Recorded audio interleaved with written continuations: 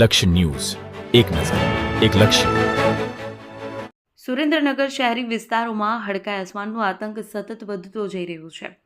ત્યારે સુરેન્દ્રનગર શહેરના રતનપર વિસ્તારમાં આવેલા મિલની ચાલી નજીક શેરીમાં રમતા બાળકને હડકાયા શ્વાને બચકા ભર્યા છે. 5થી વધુ બાળકોને બચકા ભરતા સુરેન્દ્રનગરની સિવિલ હોસ્પિટલ સારવાર અર્થે ખસેડવામાં આવેલ છે. સુરેન્દ્રનગર શહેરી વિસ્તારોમાં એક મહિનામાં 1100 જેટલા ડોગ બાઇટના ભોગ બન્યા હતા બાળકો, જેનો આંકડો સુરેન્દ્રનગર સિવિલ હોસ્પિટલમાંથી સામે આવ્યો છે. ત્યારે સુરેન્દ્રનગર શહેરના રતનપર વિસ્તારમાં આવેલા મિલની ચાલી વિસ્તારમાં અચાનક શ્વાન હડકાયું થયું હતું અને શેરીમાં રમતા બાળકોને બચકા ભર્યા હતા.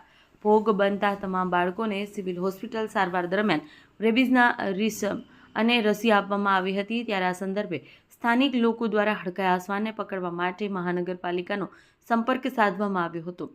ત્યારે મહાનગરપાલિકાના અધિકારીઓ દ્વારા સ્થાનિક લોકોને એવું જણાવવામાં આવ્યું હતું કે પાલિકામાં રખડતા અને હડકાયા શ્વાન પકડવા માટેની કોઈ ટીમ જ નથી. તેને લઈ સ્થાનિક લોકોમાં રોષ જોવા મળ્યો હતો. સુરેન્દ્રનગર શહેરમાં સરેરાશ 30થી વધુ લોકોને શ્વાન કરડતા હોય છે અને એક મહિનામાં 1100 વધુ લોકોને શ્વાન કરડ્યા હોવાની ઓપીડી સિવિલ હોસ્પિટલમાં નોંધાઈ છે. ત્યારે મહાનગર બન્યું, પરંતુ પાલિકા પાસે રખડતા અને હડકાયા શ્વાન પકડવાની કોઈ વ્યવસ્થા જ નથી, જેને લઈ રોષ જોવા મળી રહ્યો છે. દેવમ ત્રિવેદી, સુરેન્દ્રનગર.